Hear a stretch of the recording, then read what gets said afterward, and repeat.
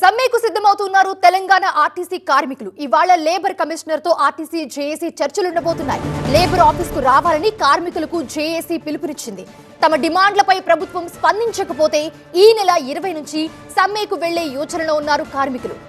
మార్చి 13న సమ్మె నోటీస్ ఇచ్చింది RTC JAC. అయితే ఇప్పటి వరకు నోటీసులపై స్పందించలేదు ప్రభుత్వం.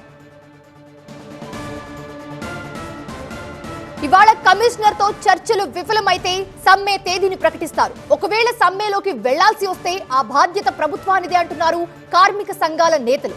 2021 నుండి పెండింగ్ లో ఉన్న వేతన సవరణ కోసం ప్రధానంగా డిమాండ్ చేస్తున్నారు.